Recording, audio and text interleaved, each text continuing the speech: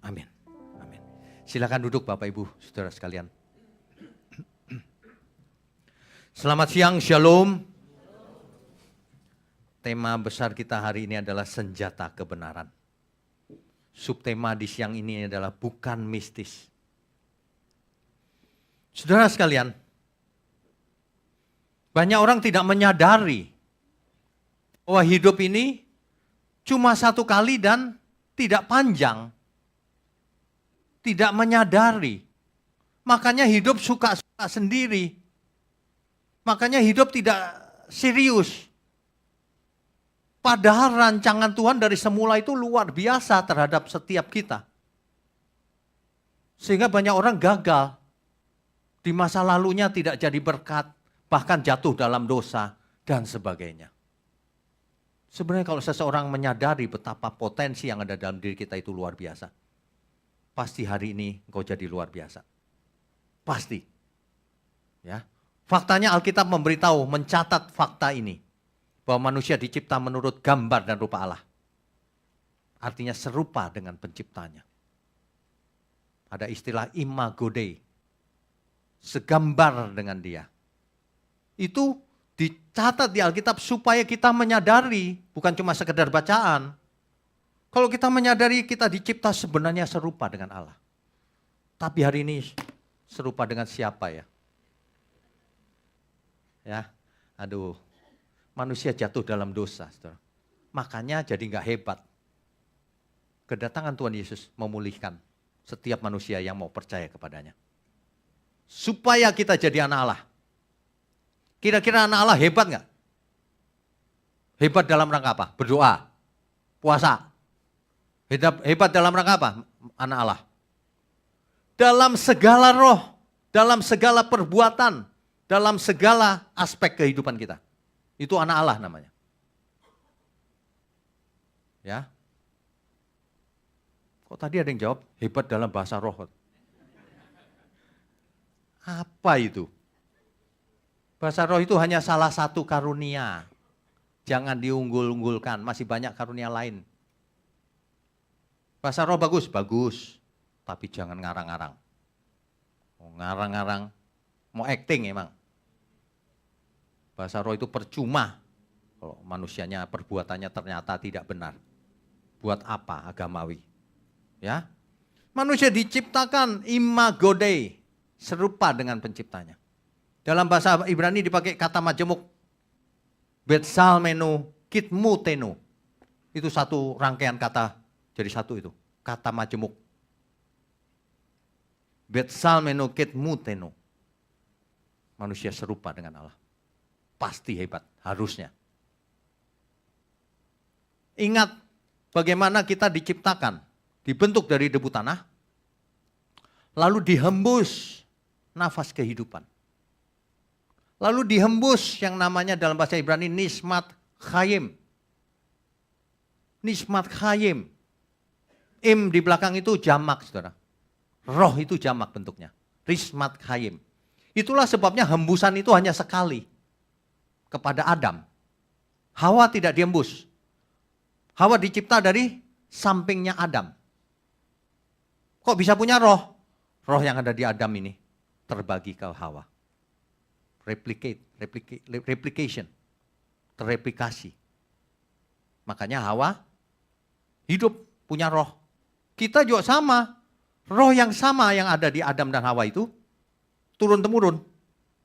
Ingat, nismat chayim, jamak, tidak terbatas, dibelah berapapun tidak akan pernah habis roh itu. Jadi roh kita berasal dari hembusan nafas Allah tadi, dari Bapa. Makanya kalau orang sadar, waduh rohku hembusan Allah. Pasti luar biasa. Pasti. Orang kehilangan kemuliaan Allah karena jatuh dalam dosa. Ibarat orang tidur di pinggir jalan. Kenapa tidur di pinggir jalan? Kenapa saudara tidak tidur di pinggir jalan? Karena saudara sadar. Nah sementara yang tidur di pinggir jalan dia nggak punya pilihan lain. Seolah-olah gitu. Padahal punya. Mindsetnya yang beda. Karakternya yang beda. Manusia yang jatuh dalam dosa, karakternya payah. Makanya diberi Injil, ditebus, diberi Injil, diberi Roh Kudus. supaya pulih kembali, hidup kembali rohnya. Roh yang mati itu biar hidup lagi. Hidup tidak dipimpin oleh daging, tapi dipimpin oleh roh. Sebab kalau kamu hidup dipimpin daging, kamu mati, binasa. Tapi kalau kau hidup dipimpin roh, kau hidup. Hidup kekal maksudnya. Selamat. Itu maksudnya begitu. Alkitab itu sebenarnya nggak rumit, saudara. Dibuat rumit sama banyak orang. Roh Allah dihembus kepada diri kita. Makanya kejadian kita ajaib. Mazmur 8 ayat 5, sesungguhnya manusia dicipta hampir sama dengan Elohim. Hampir sama. Hembusannya hembusan nafas Allah. Rohnya roh Allah. Jadi roh kita zaman sekarang. Itulah sebabnya manusia disebut, Kisah Rasul 17 ayat 28, sesungguhnya manusia itu keturunan Allah. Anak Allah. Kalau kita sebut anak Allah, jangan pikirannya kalau gitu rumah sakitnya di mana lahirnya. Orang bodoh itu begitu emang. Nggak ngerti ngomong sembarangan. Kalau cara menafsirnya seperti itu, kunci pun beranak, anak kunci. Waduh, di rumah sakit banyak kunci itu yang lagi melahirkan diri. Melahirkan diri lagi.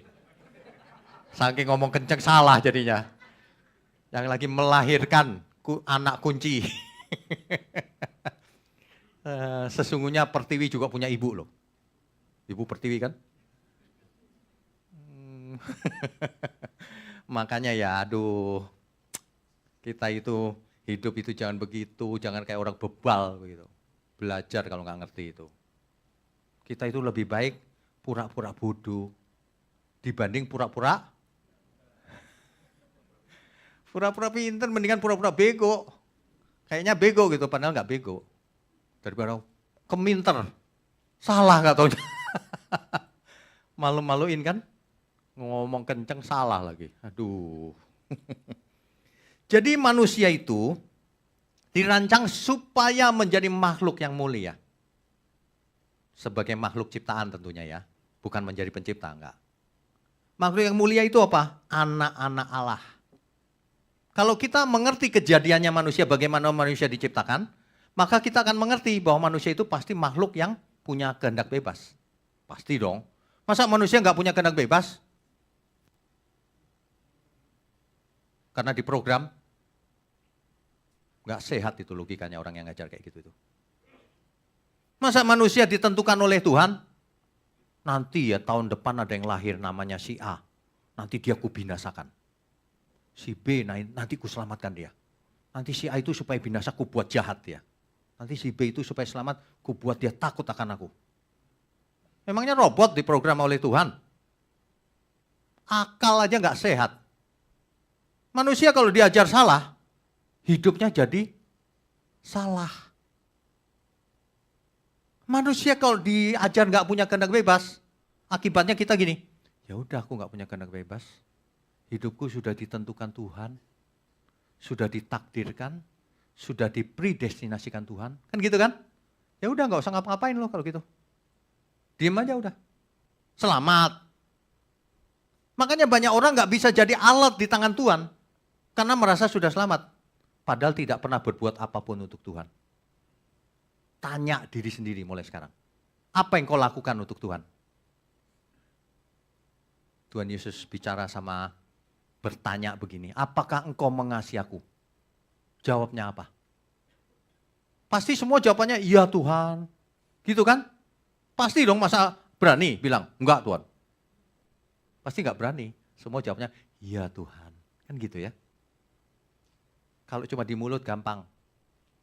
Lalu Tuhan tanya, apa buktinya engkau mengasihi aku? Apa buktinya?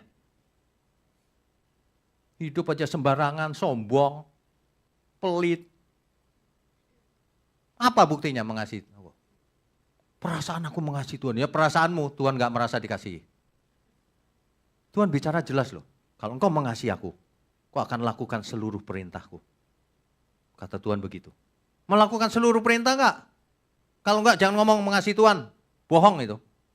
Banyak orang bohong terhadap dirinya sendiri. Aku enggak bisa berubah, memang begini aku. Enggak mengasihi Tuhan, mengasihi diri sendiri itu. Kalau orang mengasihi Tuhan, apapun Tuhan ku lakukan. Meskipun harus mengampuni orang yang bersalah kepadaku. Meskipun aku harus minta maaf kalaupun aku nggak salah. Kalau mengasihi Tuhan, kalau enggak ya begitu itu jadinya. Jadi kelihatan kok orang mengasihi Tuhan atau tidak itu. Kelihatan. Di setting jadi keturunan Allah. Lah kok enggak jadi keturunan Allah hari ini? Banyak yang jadi keturunan setan malah. Bicaranya ngawur, kasar, suka nyerang di YouTube tanpa dasar. Waduh, bagaimana ya ini ya? Hidup cuma satu kali kok begitu. Makanya manusia hidup bukan dari roti saja. Kalau dari roti saja jadi begitu tuh. Mau makan melulu, sininya kosong.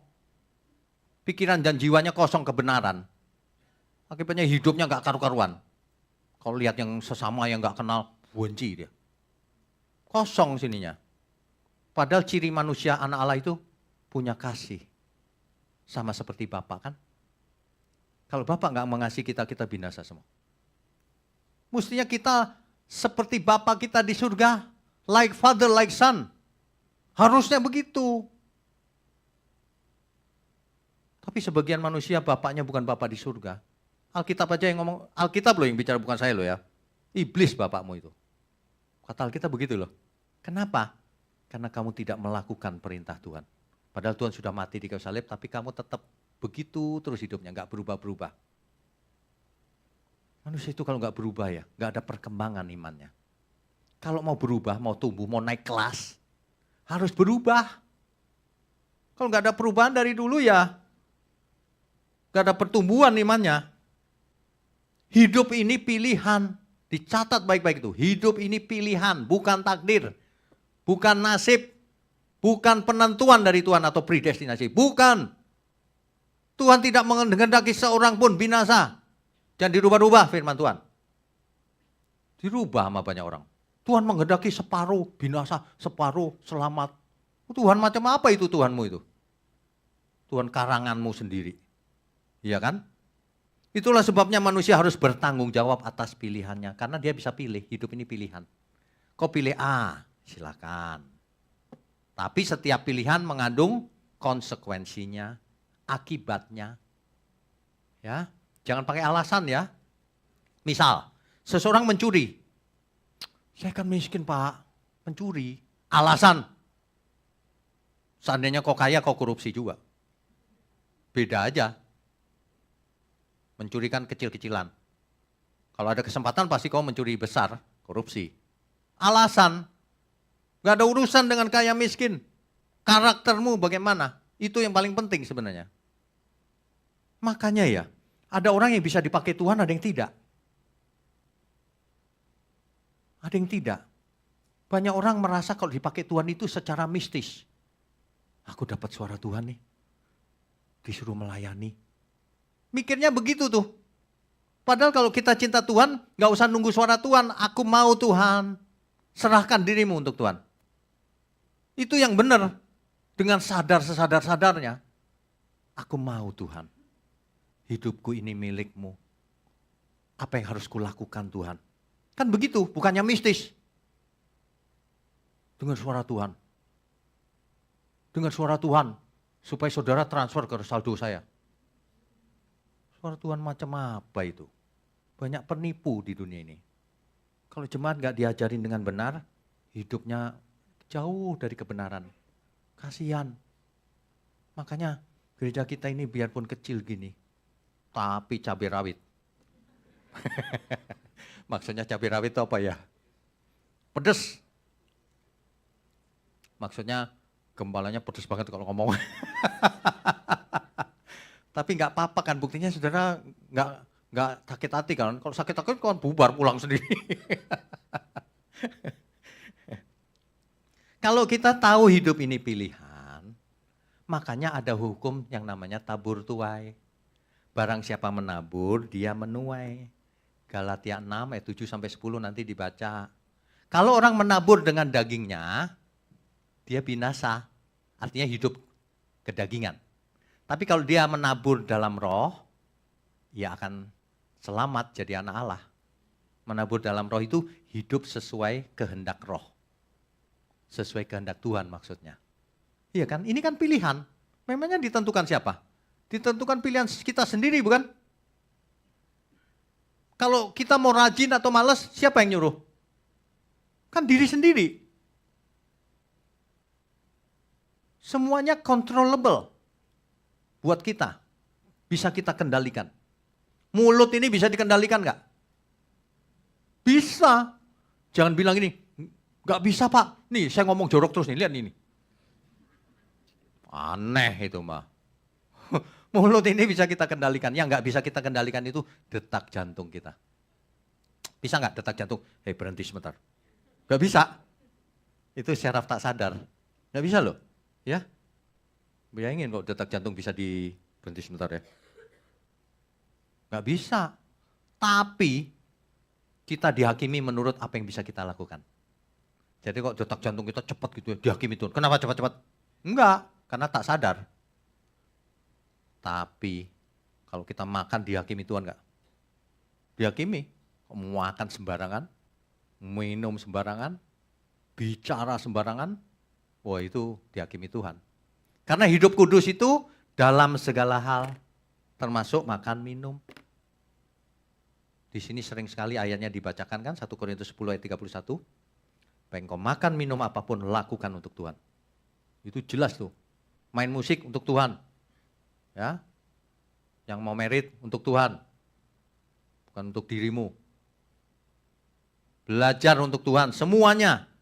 Ya. Kita itu sebenarnya ya, kita itu sudah menerima hal yang tak ternilai harganya.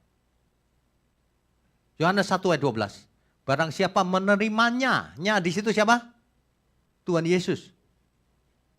Diberi kuasa. Itu sebenarnya bukan kuasa sih. Diberi hak istimewa supaya menjadi anak Allah. Yang menerimanya.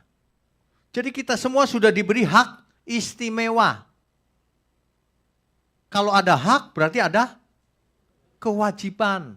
Jangan bilang keselamatan cuma-cuma. Enggak alkitabiah itu. Kalau ada hak, ada kewajiban. Kalau kamu diberi hak untuk jadi anak Allah, kamu punya kewajiban supaya hidup sesuai ke anak Allah. Sebagai anak Allah. Mestinya begitu. Ya. Diberi anugerah yang luar biasa, harusnya jadi manusia luar biasa. Kan ada satu quote atau peribahasa ya. Great power comes with great responsibility. Kuasa yang dahsyat itu bareng dengan tanggung jawabnya yang besar. Ya. Itu film aja alkitabiah loh. Film Spider-Man itu. Ketika omnya mau mati, Spider-Man di sampingnya kan, omnya cerita gitu. Great power comes with great responsibility. Dia kan bisa macam-macam. Wah, tapi tanggung jawabnya harus besar. Sama kita jauh lebih hebat dari Spider-Man. Kok diem aja? Amin gak? Spider-Man kan cuma film. Kalau kita kan bukan film, nyata, anak Allah. Gak setuju anak Allah? Kita jauh lebih hebat. Orang suka lupa dirinya, amnesia. Banyak orang amnesia tahu ya? Lupa diri, gak ingat bahwa dirinya anak Allah. Dia pikir anak setan. Makanya ngomongnya sembarangan. Makanya hidupnya sembarangan. Amnesia itu. Biar disetting anak Allah kalau amnesia percuma. Dikasih kuasa, dikasih hak istimewa, tapi lupa diri. Percuma.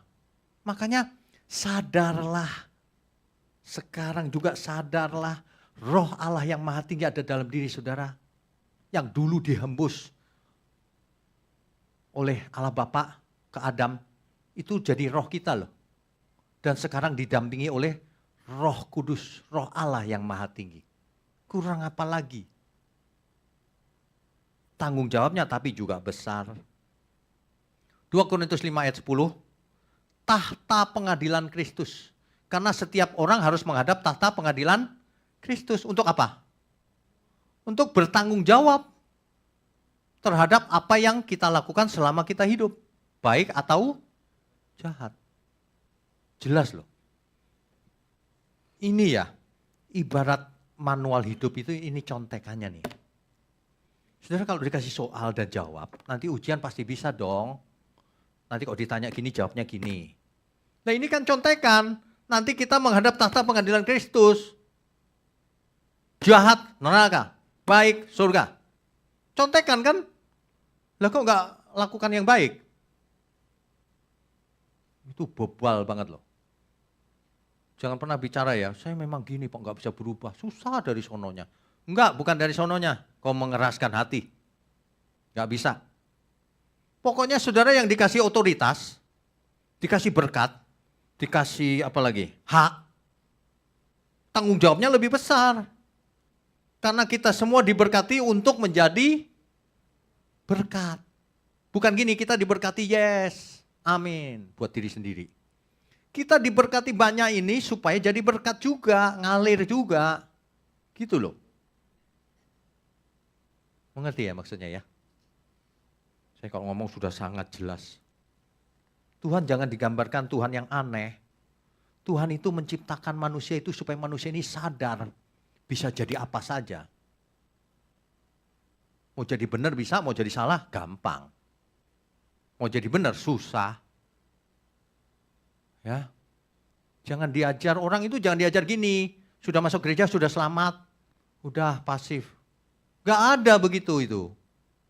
Kalau engkau mengasihi aku, kau lakukan seluruh perintahku, kata Tuhan. Kalau seseorang mencintai seseorang pasangannya, ya pasti melakukan sesuatu untuk yang dicintainya. Gak cuma mulut. Kalau ada yang lagi pacaran ya, lupa ulang tahun pacarnya, coret. Sederhana saja. Ulang tahun aja lupa gimana yang lain. Hal sederhana aja lupa. Kalau saudara pelupa ya minimal di alarm kan gitu. Alarm aja gak di set juga. Katanya cinta. Cinta palsu itu. Aduh. Ya, jadi pilihan di tangan kita. Kita mau hidup seperti apa kan kita yang merencanakan. Kita mau diarahkan, mau jadi apa. Hidupku ini mau dipakai sebagai apa, terserah kita. Tapi Tuhan berikan firman-Nya, kehendaknya di Alkitab. Supaya manusia mau menjadi anak Allah. Allah tidak pernah memaksa si A itu mau kuselamatkan di remote control. Tanpa sesadar dia. Supaya takut akan Tuhan. Enggak pernah. Tuhan juga tidak akan memaksa orang jadi jahat, apalagi itu. Setan juga enggak boleh maksa jadi jahat. Diam-diam dijadiin jahat, enggak bisa. Jahat itu karena keinginannya sendiri. Orang korupsi karena siapa? Setan. Orang selingkuh karena apa? Kan biasa tuh kalau ketahuan selingkuh. Setan itu memang menggoda aku, mah. Maksudmu setan mana nih? Setan cewek itu. Bukan setan, manusia. Kau sendiri yang mau. Pakai alasan banyak bener. Tapi nggak usah heran sih. Dari dulu Adam dan Hawa juga alasan kan di Eden. Setelah ditegur Tuhan, Adam bilang apa? Ini perempuan yang kau tempatkan di sisiku ini Tuhan yang menggoda. Si perempuan sama. Itu ada ular sih di Eden. Si ular nggak nunjuk siapa-siapa kan? Ular bilang hehehe. Manusia ditipu oleh si ular. Akhirnya semua dikutuk. Termasuk langit dan bumi ini terkutuk akhirnya. Ya. Jadi ingat baik-baik. Kita punya pilihan. Mau dipakai sebagai apa hidup ini? Ingat ya, pilihan hidup ini bukan mistis loh. Nanti aku mau dengar suara Tuhan. Digumulkan boleh, tapi jangan mau dengar suara Tuhan terus gak melakukan apa-apa. Kalau mau dengar suara Tuhan sambil belajar, sambil bekerja, sambil melakukan firman Tuhan. Begitu, bukan nunggu. Kok gak ada suara ya? Udah setahun lewat, 2 tahun lewat. Sampai kapan? Bukan mistis. Real segala sesuatunya. Jangan pernah menyalah-nyalahkan siapapun. Kita sudah belajar banyak di masa lalu, latar belakang Alkitab. Dulu Kain, kenapa jadi jahat? Karena setan? Bukan. Sudah ditegur loh sama Tuhan padahal. Kain, kalau hatimu panas, dosa sudah mengintip di depan pintu. Tapi kamu harus berkuasa atasnya. Kalimatnya jelas tuh. Padahal itu jauh sebelum Tuhan Yesus mati di kayu salib. Waktu itu baru jatuh dalam dosa Adam. Tapi firman Tuhan tetap sama loh. Kain, kamu harus berkuasa atasnya. Jangan panas hati terus kamu lampiaskan. Kuasai dirimu. Tapi Kain enggak. Kesel gua sama dia. Dibunuh adiknya sendiri. Pembunuhan yang pertama. Waduh, kita belajar. Orang berdosa, manusia berdosa karena dirinya sendiri. Yang tidak mau taat sama Tuhan. Yang tidak percaya sama Tuhan. Dari sejak di Eden. Percayanya sama hoax. Dikasih tahu kebenaran gak mau, maunya hoax. Dikasih firman yang keras, maunya yang enteng. Enggak, di sono lebih enak aku. Di sono lebih nyaman, pulang itu tenang. Kok di sini deg-degan loh. Kok di sini aku pulang kalau ditensi tekanannya jadi tinggi loh. Aduh, saudara-saudara. Orang-orang di zamannya Nuh disuruh naik bahtera, nggak mau. Salah siapa? Salah setan. Istri Lot sudah diperingatkan, jangan kau menoleh ke belakang. Tetap noleh. Coba, salah siapa? Bukan berarti Tuhan gak kasih tahu loh, Tuhan sudah kasih tahu. Tapi dilanggar terus. Fir'aun, salahnya apa Fir'aun? Fir'aun mengeraskan hatinya sendiri. 5 tulah yang pertama Fir'aun mengeraskan hatinya, ngeledek Tuhan. Habis itu Tuhan yang marah, ku keraskan hatimu, mati Fir'aun. Jadi salah itu ajaran semua itu. Fir'aun dikeraskan Tuhan, Tuhan yang menentukan mana binasa, mana selamat. Ngawur, kau nggak baca Alkitab sih. Pilih-pilih ayat. Alkitab kalau dibaca, yang lengkap kita tahu. Fir'aun yang mengeraskan hati terus. Akhirnya Tuhan marah, dikeraskan. Nah itu dihukum sama Tuhan namanya. Tuhan tidak pernah mengeraskan hati orang baik supaya jadi jahat. Tidak pernah. Tuhan justru inginnya orang jahat bertobat. Fakta-fakta ini nggak bisa disangkali oleh siapapun. Mau siapapun yang ngomong teolog, siapapun yang ngomong salah kau. Biar malaikat turun dari surga kalau ngajar yang lain, terkutuk dia. Saudara jangan mau disesatkan sama ajaran-ajaran yang salah. Kita lihat Alkitab apa adanya. Ada amin? Makanya ya saudara, kalau kita buat banyak kegiatan di gereja itu bukan dalam rangka biar rame, gak ada kerjaan. Bukan itu. Cuma satu, supaya saudara itu akhirnya mengerti kehendak Allah. Sehingga saudara pergi kemanapun, tetap anak Allah karena sudah mengerti. Jangan disesatkan oleh si ular itu. Itu loh maksudnya. Nanti di awal Juli ada retreat kan. Saudara kalau ada waktu ikut. Di retreat itu kan kita bisa berbincang-bincang lebih lama, lebih santai suasananya, di hawa yang sejuk. Ini juga sejuk sih. Cuma sejuknya ini pakai AC. Kalau itu sejuknya alam, saudara. Beda, ya. Nah, kalau ada waktu silahkan ikut, retreat. Segera daftar, jangan nanti aja terakhir. Kenapa ya? Orang-orang suka nunda-nunda terakhir itu kenapa ya? Saya bingung loh.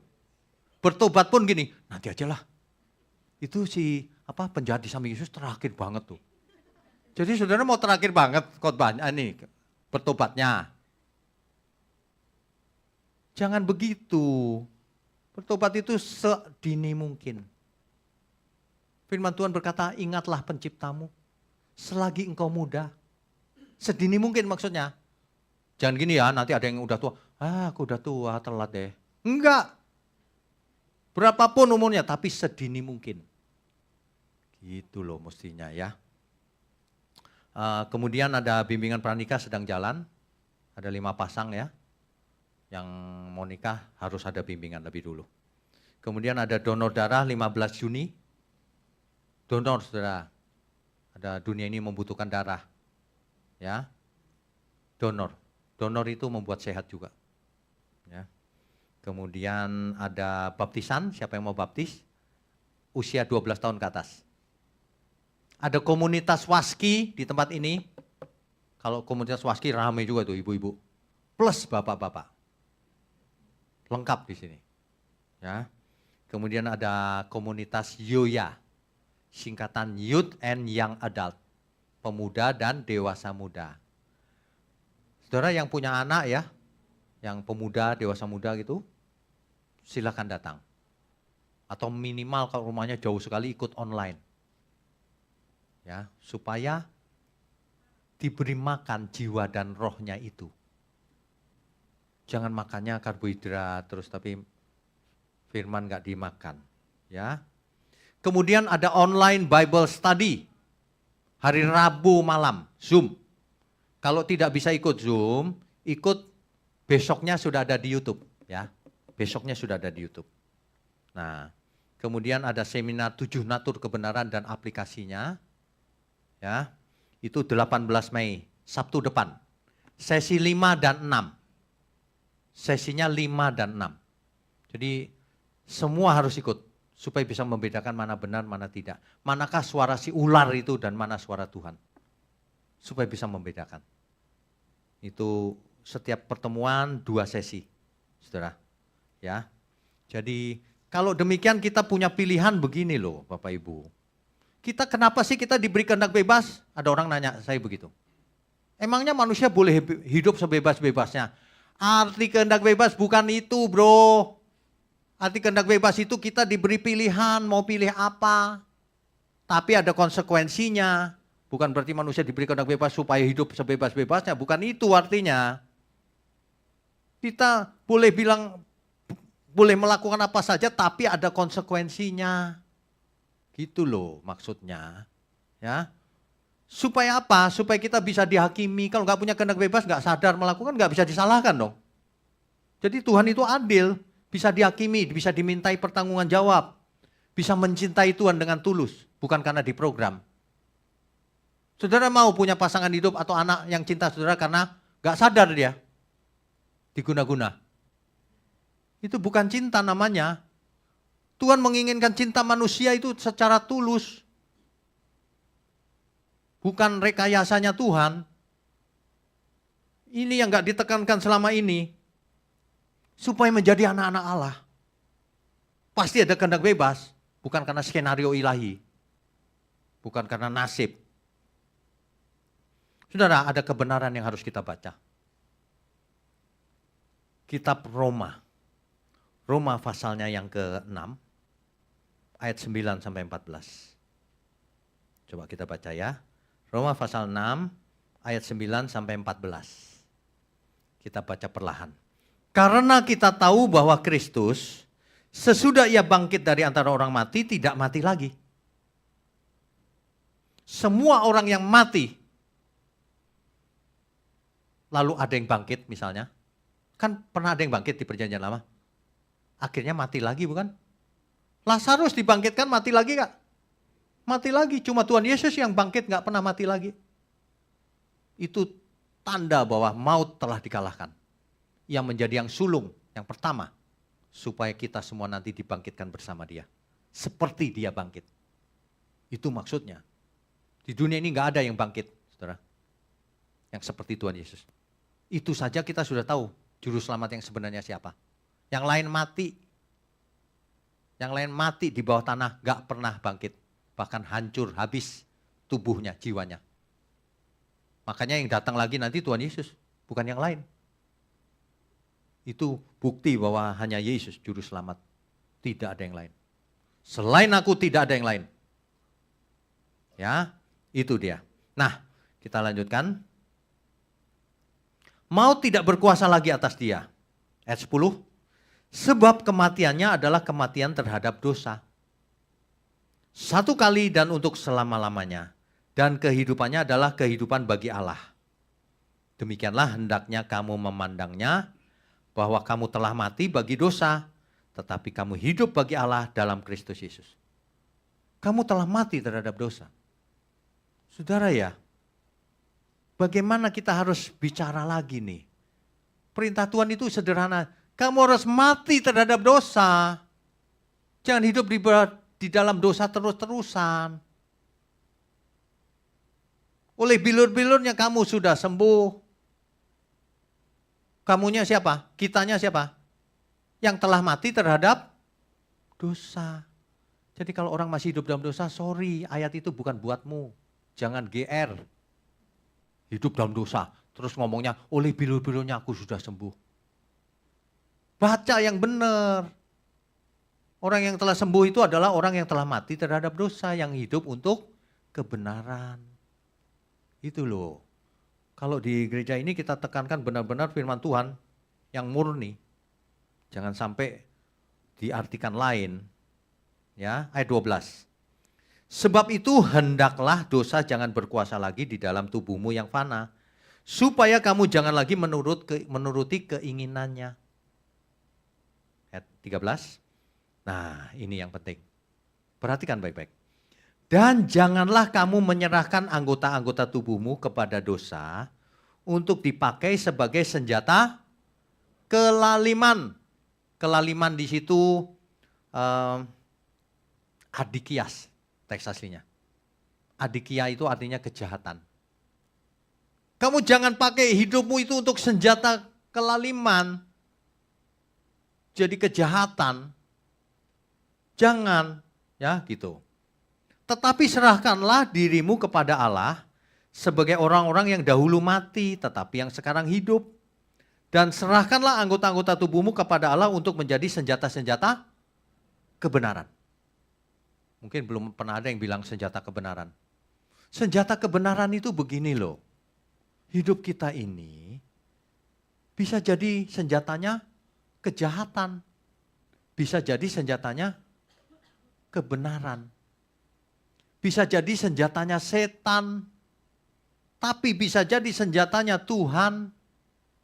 Pilihan di tangan kita, mau pilih jadi senjatanya siapa. Dalam teks asli Alkitab, kata senjata itu dipakai kata hopla.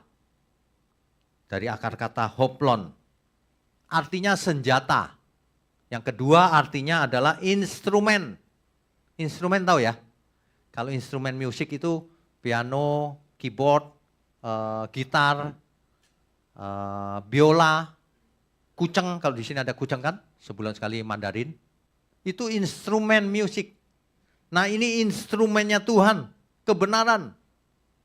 Perkakasnya Tuhan, tools. Itu artinya hoplon. Pilihannya di tangan kita. Mau jadi alatnya siapa kita hidup ini? Coba dipikir baik-baik, selama aku hidup selama ini ya, dari kecil sampai sekarang dewasa atau tua, dipakai untuk apa ya hidupku ini ya selama ini ya? Selama ini dipersembahkan kepada Tuhan, atau hanya untuk diri sendiri, atau dipakai setan sebenarnya? Cepatlah berbalik. Ada banyak orang hidupnya dipakai oleh setan. Tapi kalau ia sadar hari ini, mendengar lewat YouTube misalnya, cepatlah berbalik selagi masih ada waktu. Kalau sudah nggak ada waktu, kau meraung-raung juga percuma. Seperti itu loh, Esau. Esau kan meraung-raung tuh. Dia tahu bahwa hak kesulungannya hilang. Dia meraung-raung saudara dengan tangisan air mata yang luar biasa. Sudah terlambat. Too late. Seperti orang kaya yang dikisahkan oleh Tuhan Yesus itu. Ya ada di alam maut. Ia kesakitan, saudara. Wah, tapi percuma, sudah terlambat. Meskipun ada niat baik, tapi sudah terlambat. Karena sudah mati. Jangan sampai menutup mata, masih hidup dalam dosa. Jangan pernah saudara berani menutup mata sebelum mematikan dosa kita. Karena ditolak Tuhan. Masuk ke lautan api.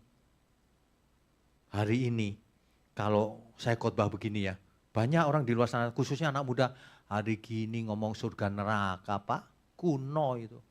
Oh kamu boleh ngomong kuno, nanti kamu kalau sudah di rumah sakit ICU,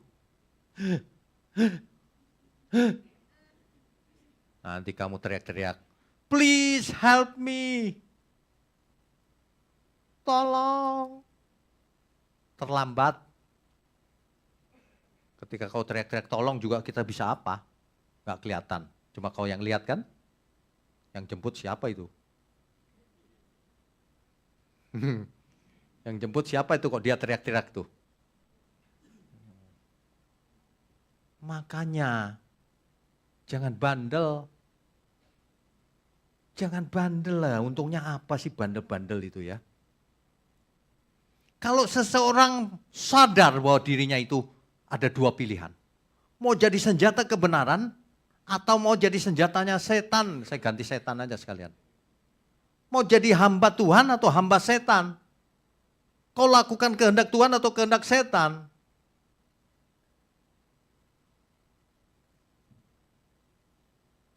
Kalau kita benar-benar mau jadi hamba Tuhan. Ingat ya, hamba Tuhan bukan pendeta saja ya. Jemaat pun harus jadi hamba Tuhan. Katakan amin. Makanya saudara kalau kenalan sama orang ya. Kalau pendeta kan gitu tuh. Kenalin hamba Tuhan. Kalau saudara? Iya dong hamba Tuhan. Hamba setan. Masa gitu. Ya hamba Tuhan lah semua kita. Makanya harus dibenerin mindsetnya. Hamba Tuhan zaman dulu kan, oh pendeta itu. Enggak, pendeta belum tentu hamba Tuhan. Jemaat harus jadi hamba Tuhan. Hamba Tuhan itu cirinya melayani Tuhan. Ya, ingat aja lagu kita melayani Tuhan.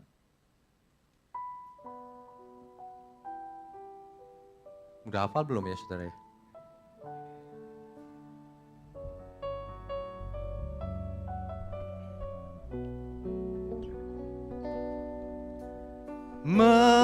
Melayanimu, melayanimu, melayanimu sampai akhir. Melayanimu, melayanimu, melayanimu selamanya. Saudara ya, kalau perhatikan liriknya, artinya gini loh. Saudara kalau tidak melayani Tuhan di bumi, saudara nggak bakalan melayani Tuhan di surga. Mengerti nggak maksudnya? Saudara nggak bakalan masuk surga maksudnya, kalau nggak melayani Tuhan di bumi. Melayani bukan jadi pendeta, ingat. Melayani itu dalam seluruh hidup kita. Menyenangkan Dia. Itu melayani. Ketika engkau mau nikah, menikah yang benar itu melayani Tuhan. Membuat Tuhan senang hatinya. Buat apa? Jadi pendeta, tapi Tuhan sebel. Oh, bang ngawur-ngawur minta duit. Tuhan gini, sebel lah gue lihat ya. Di YouTube, di Instagram viral gitu kan. Malaikat di surga sebel gue lihat ya. Boleh gak Tuhan ku sentil? Gak boleh kata Tuhan. Sebelum kita mati kita masih dikasih kesempatan. Sebab kalau boleh malaikat diputer itu kepalanya. Habis ngomong sembarangan. Dikasih kesempatan melayani Tuhan. Memuliakan diri sendiri. Gila ini orang-orang ini. Setiap kita itu ingat melayani Tuhan dimanapun, kapanpun, dalam segala hal. Amin saudara. Kita beri kemuliaan untuk Tuhan.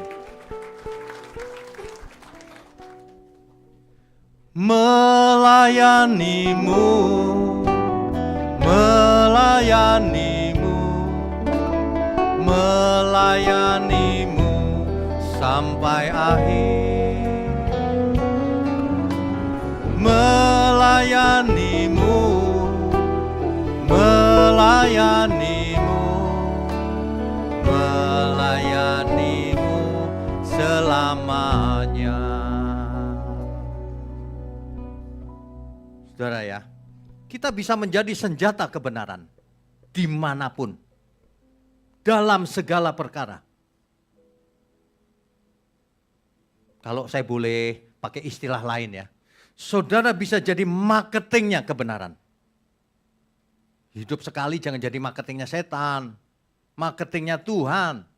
Kemanapun pergi membawa berkat, membawa aroma surgawi. Membuat orang mengerti, iya ya aku salah nih. Aku mau hidup. Makanya saudara mesti rajin. Orang kalau ikut MLM rajinnya minta ampun. Setiap saat telepon sana, telepon sini. Saudara harus rajin. Kalimat saya udah mulai saya rubah pakai kalimat biasa ini. Rajin. Rajin apa? Rajin cari jiwa. Kadang-kadang jiwa itu nggak jauh-jauh. Kadang-kadang jiwa itu justru keluarga sendiri. Ya, istriku nggak percaya Tuhan. Ya, istriku matre. Sukanya, nanti ada yang tersinggung lagi.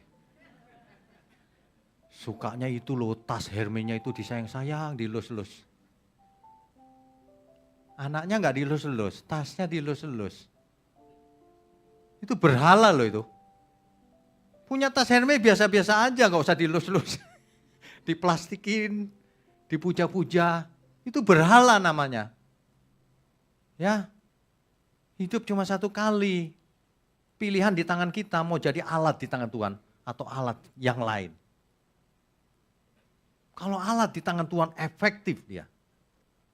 Dan itu tidak terjadi dalam semalam langsung bisa jadi alat di tangan Tuhan. Itu perjalanan panjang. Makanya di antara saudara ya yang ada masih kuliah. Waduh Pak, kuliahku aku gak suka nih. Wah gak masalah. Pilihan banyak tapi jangan berhenti kuliah. Jangan menyerah. Jangan gampang menyerah jadi orang. Lewat lembah kekelaman gak masalah. Kayak kita pemazmur dulu. Meskipun aku berjalan dalam lembah kekelaman, aku tidak takut bahaya. Sebab gada dan tongkatnya yang menghibur aku. Begitu ya. Kelihatannya aku di lingkungan yang waduh parah nih Pak. Ya udah gak apa-apa lagi di lembah kekelaman. Tapi kamu pasti menang. Kita pasti menang, saudara. Amin. Jangan kalah dengan permasalahan hidup, ekonomi dan sebagainya. Jangan kalah. Jangan menyerah. Maju terus. Makanya kalau ada di antara saudara yang, wah IP-nya bagus. Sekolah hebat. Gak ada dana. Sini kita sekolahin. Tapi jangan IP-nya jeblok. Tolong dong Pak sekolahin. IP jeblok gak usah sekolah lah ya. Jualan nasi goreng aja. Oh, jangan anggap enteng nasi goreng. Duitnya lebih banyak. Ayo mau yang mana? Sekolah pakai dasi. Gajinya kecil. Yang gak sekolah. Pertama nasi goreng. Setelah 2 tahun kemudian loh, udah buka cabang. Duitnya banyak banget itu. Ya, jangan anggap remeh. Setiap pekerjaan itu hebat. Saya kalau nggak jadi hamba Tuhan mungkin jadi tukang nasi goreng kali. Tapi saya pasti kalau jadi tukang nasi goreng beda. Pasti mantap, semangat. Loh, kok habis nasinya? Tiap hari rugi soalnya, gini hilang. Pilihan di tangan kita, saudara. Yang ayat 17 dan 19-nya coba kita baca ya. 17 dan Roma berapa tadi? Roma 6. Ayat 17 dan 19, sampai 19. Tetapi syukurlah kepada Allah. Dahulu memang kamu hamba Tuhan. Hamba dosa. Dulu hamba dosa rupanya. Tetapi sekarang kamu dengan segenap hati telah mentaati pengajaran yang telah diteruskan kepadamu. Kamu telah dimerdekakan dari dosa. Dulu ikatan dosa, hamba dosa. Kamu sudah dimerdekakan, kan gitu kan, dari dosa. Dan menjadi hamba kebenaran.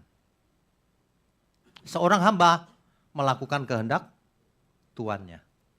Hamba kebenaran melakukan kebenaran. Ayat 18. 19. Aku mengatakan hal ini secara manusia karena kelemahan kamu. Sebab sama seperti kamu telah menyerahkan anggota-anggota tubuhmu menjadi hamba kecemaran dan kedurhakaan. Bayangin hamba kecemaran dan kedurhakaan. Artinya hidup orang itu penuh kecemaran, penuh kedurhakaan. Yang membawa kamu kepada kedurhakaan, demikian hal kamu sekarang harus menyerahkan anggota-anggota tubuhmu menjadi hamba kebenaran. Yang membawa kamu kepada pengudusan. Saudara, pengudusan itu apa ya? Penyucian diri. Apa itu? Dari hari ke hari Aku harus membersihkan diri dari segala yang cemar di mata Tuhan. Buang semua beban dan dosa. Bersih-bersih. Rumah aja dibersihkan. AC saja setiap berapa bulan dibersihkan, bukan? Kotor. Kapan saudara membersihkan diri? Nanti pulang pada mandi kembang. Bukan itu maksudnya, ya. Luarnya enggak penting. Banyak orang mementingkan luarnya dibersihin, hatinya enggak. Percuma. Bersih-bersih itu yang penting dalamnya, pikirannya, hatinya, keinginannya dibersihkan. Supaya hidup jadi kudus adanya. Sebab kalau kita tidak kudus ditolak Tuhan. Tidak ada barang yang tidak kudus masuk kerajaan surga. Tidak ada. Hanya yang kuduslah yang masuk kerajaan surga. Jadi pilihannya kita mau jadi senjata atau instrumennya siapa? Mau jadi hambanya siapa? Hamba kebenaran atau hamba kecemaran? Hamba dosa atau hamba kebenaran? Hamba Tuhan atau hamba setan? Itu pilihannya. Saya suka pakai kata yang lugas. Biar saudara kontras kan. Tuhan sama setan gitu. Kan jarang orang khotbah setan gitu, gampang. Jarang. Kedengarannya sakit gitu. Enggak apa-apa.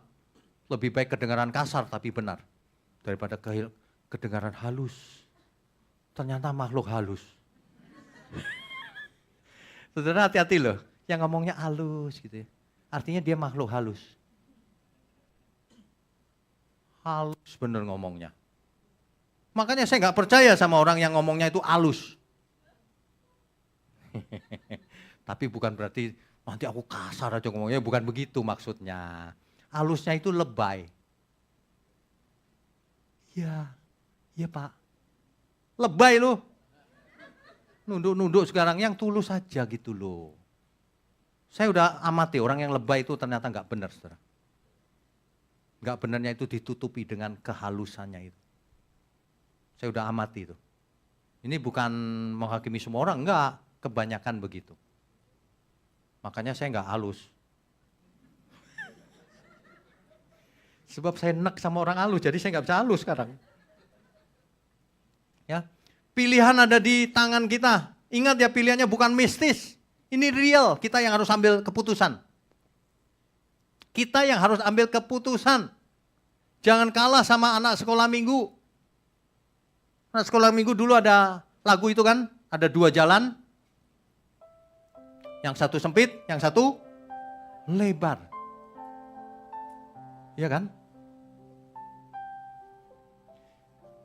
Di dalam dunia ada 2 jalan, lebar dan sempit.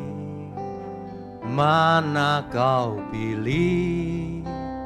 Yang lebar api, jiwamu mati. Tapi yang sempit, hidup berglori. Ya, Tuhan sendiri yang bicara. Masuklah pintu yang sempit itu. Jangan yang lebar mah dunia, penuh kesukaan, nyaman, enak, gampang, tapi curang. Tapi yang sempit, Tuhan berkati. Tapi yang sempit, jiwamu selamat. Itu yang penting. Jadi makanya jangan cari yang enak didengar. Carilah yang benar. Jangan cari yang manis-manis. Coba aja minum gula setiap hari. Jadi apa? Diabetes. Kalau saudara dengar firman yang membuai terus, diabetes rohaninya. Makanya sering-sering makan pare. Yang pahit-pahit tuh, biar sehat. Iya beneran. Pare itu bikin sehat loh. Ternyata jus pare itu melawan diabetes. Tapi pare mentah ya. Aduh Pak, dimasak aja saya nggak doyan, mentah lagi nih. Saudara ya, saudara kalau ditanya Tuhan ya, apakah engkau mengasihi aku?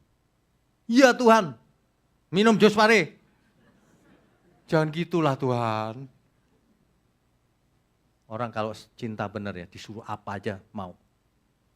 Beneran. Disuruh makan tanah, saya makan kalau memang Tuhan yang suruh. Itu berarti cinta benar. Kalau nggak cinta begitu tuh, cinta diri sendiri.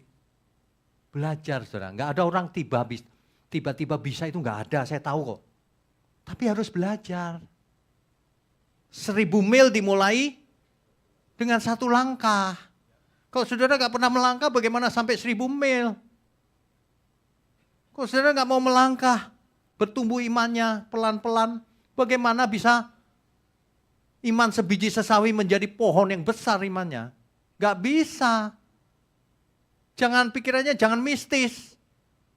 Di gereja banyak yang jadi mistis lama-lama. Seolah-olah iman itu bertumbuhnya secara ajaib, Tuhan yang menumbuhkan. Bukan. Tuhan yang memimpin kita kepada seluruh kebenaran, supaya iman kita bertumbuh menjadi dewasa. Mistis. Diajarin mistis lama-lama jadi nggak cerdas. Anakku mau ujian Pak. Tolong dong minum air didoain Pak, biar anakku pinter. Engkau dukun apa? Biasa ke dukun ya Pak dulu ya. Kalau ada yang gitu saya tanyain, dulu ke dukun mana? Kok begitu? Tuhan Yesus ngajarin gitu gak? Enggak. Enggak ada ajaran Tuhan Yesus yang mistis. Mujizat itu bukan mistis. Real. Saya lumpuh 3 minggu aja langsung berdiri setelah dalam nama Yesus. Itu real, bukan mistis. Mistis itu begini. Mana yang sakit? Digoyang-goyang segala. Tuhan gak perlu goyang-goyang. Sembuh, ya sembuh. Gitu doang. Gak usah pakai demo-demoan gitu. Mistis lagi. Bayangin kalau pilihan hidup mistis. Ya. Pilihan hidup ini real. Pastikan saudara memilih yang benar. Mau jadi hamba Tuhan atau hamba setan? Mau jadi senjatanya Tuhan? Toolsnya Tuhan? Instrumennya Tuhan? Atau setan? Pilih. Ini pilihan hidup nih. Ini udah keras begini kok nggak berubah juga ya? Saya nggak mengerti loh kenapa sulit berubah. Kadang-kadang saya nggak ngerti kenapa saudara kok nggak ngerti. Saya tidak mengerti kenapa saudara tidak mengerti. Bingung nggak? Saya aja bingung. Enggak, saya nggak bingung. Beneran, saya nggak ngerti kenapa orang nggak mau berubah ya. Itu saya nggak ngerti tuh. Aduh, saudara. Sudah berapa lama kita jadi Kristen, kok tidak mau berubah? Kenapa ya kira-kira? Belajar, saudara. Jangan pikiran mistis. Berubah itu bukan mistis, berubah itu nyata. Kalau mistis kan, aku tidur, tolong ubah aku Tuhan besok. Biasanya mulutku jorok, besok tiba-tiba mulutku jadi manis. Ngomongnya jadi nggak jorok lagi. Nggak ada begituan. Karena perubahan manusia itu bukan mistis. Perubahan itu nyata dalam dunia real. Bukan dalam dunia maya. Bukan fantasi. Berubahlah saudara sekarang. Amin ya semua.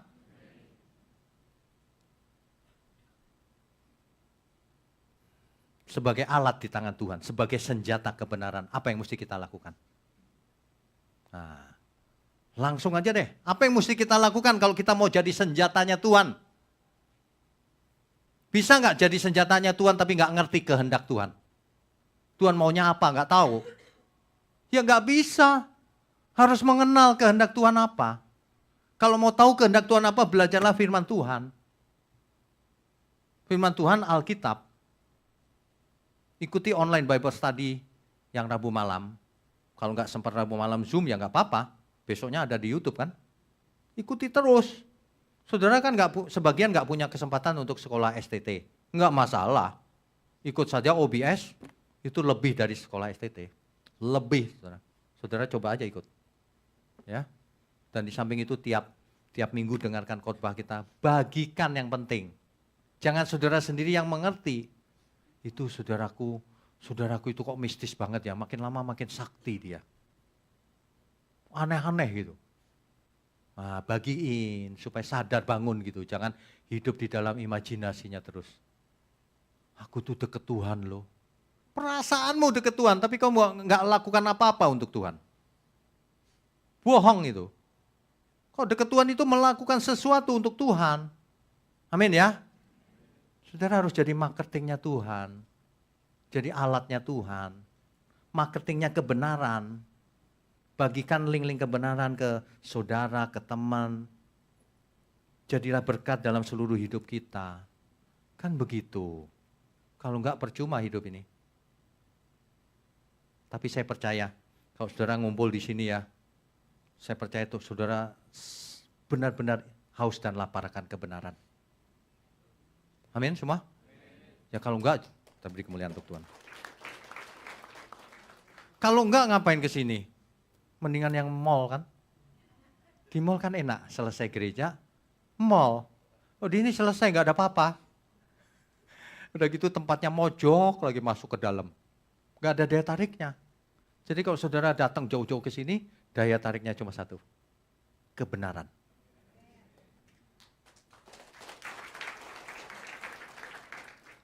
Saudara kita berbahagia juga kalau kebenaran, banyak orang suka dengan kebenaran firman. Pengen belajar menjadi alat di tangan Tuhan. Menjadi senjatanya Tuhan. Itulah yang ditakutkan oleh iblis itu ketika kita menjadi senjatanya Tuhan.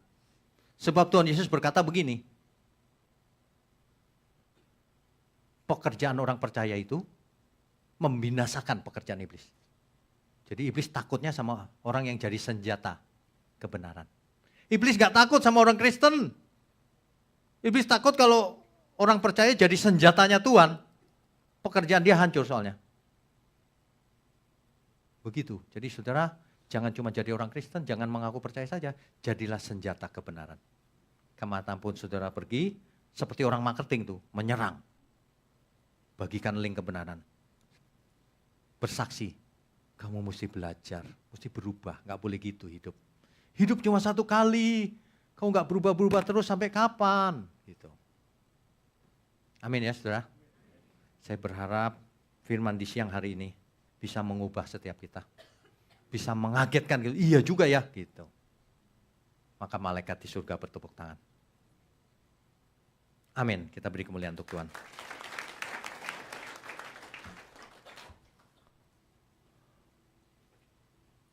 Saya undang semua untuk bangkit berdiri.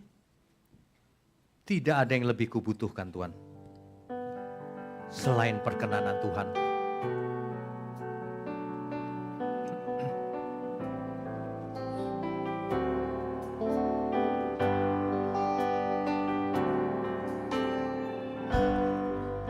Tiada yang lebih kubutuhkan. Tiada yang lebih kurindukan selain diriku berkenan di hadapan-Mu Bapa, seperti Yesus Putra Tunggal-Mu yang selalu berkenan padamu, melakukan kehendak Bapa, setia sampai sempurna. Beriku mengerti kehendak-Mu Bapa, lakukan segenap jiwa, temukan tempatku dalam pekerjaan-Mu, selesaikan sampai akhirnya. Musik saja. Saudara sekalian, hidup kita cuma satu kali, itu pun tidak lama. 70-80 tahun rata-rata. Jangan sia-siakan hidupmu. Jangan cari kesenangan diri sendiri. itu percuma, sia-sia. Mulai hari ini belajar menjadi senjatanya Tuhan, instrumennya Tuhan, alat di tangan Tuhan, tools di tangan Tuhan, supaya hidupmu, hidup kita semua berarti bagi Tuhan, berarti bagi sesama, menyelamatkan banyak jiwa, mendidik orang-orang yang tersesat, jadi terang bagi dunia ini, garam dan terang dunia, sesuai perintah Tuhan sendiri. Maka belajarlah saudara, berubah mulai sekarang, arahkan dirimu, ya, kenali kehendak Tuhan. Beriku mengerti kehendak-Mu Bapa, ku lakukan segenap jiwa, temukan tempatku dalam pekerjaan-Mu, selesaikan sampai akhirnya, selesai sampai akhir, selesaikan sampai akhirnya, selesaikan sampai akhirnya.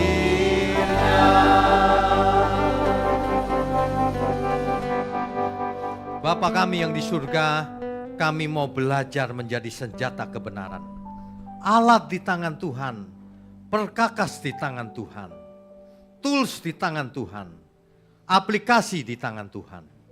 Terima kasih Tuhan. Terima kasih untuk gereja di tempat ini. Kami percaya Engkau pakai gereja ini untuk menjangkau banyak jiwa dengan heran dan luar biasa, bahkan menjangkau sampai ke ujung bumi. Terima kasih untuk para pelayan Tuhan yang dengan begitu setia melayani Engkau. Juga seluruh jemaat-Mu dimanapun berada, baik yang hadir di tempat ini maupun yang hadir nun jauh di sana. Terima kasih untuk umat-Mu yang mendukung pekerjaan-Mu ini. Engkau berkati berlimpah-limpah. Juga semua kami ya Tuhan. Kami mau angkat tangan kami tinggi-tinggi. Mohon curahkan berkat-Mu atas kami. Kami sambut segala berkat, baik berkat jasmani maupun berkat rohani. Sehat, umur panjang untuk kemuliaan Tuhan. Hikmat marifat, cerdas, mengenal kehendak Tuhan ada dalam diri kita semua. Turun dari surga yang mulia atas setiap kami, setiap kita masing-masing, pribadi lepas pribadi. Hanya di dalam nama Tuhan Yesus kami berdoa dan mengucap syukur. Haleluya, semua yang percaya katakan amin. Amin. Silakan duduk saudara sekalian. Bicara soal kebenaran, setiap orang merasa benar. Makanya semua kecap dinomor satukan. Ada orang yang mengatakan saya paling benar, ini paling benar, itu paling benar. Mana sebenarnya yang paling benar? Oleh sebab itu hadiri seminar 7 natur kebenaran dan aplikasinya. Seminar ini wajib dihadiri oleh para teolog, apologet, pengkhotbah, bahkan oleh para jemaat sendiri. Agar kita bisa membedakan manakah yang benar, manakah yang salah. Inilah alat uji kebenaran yang sangat objektif dan alkitabiah. Pastikan saudara ikut dan ajak seluruh saudara dan sahabat-sahabat. Bapak-bapak dan ibu-ibu yang terkasih dimanapun berada, yuk kita belajar pelajaran Alkitab bersama secara online setiap hari Rabu jam 7 malam bersama pendeta Bapak Wignio Tanto secara online, bisa melalui Zoom. Tetapi kita harus mendaftarkan dulu ke nomor berikut ini. Selamat bergabung dan Tuhan Yesus memberkati.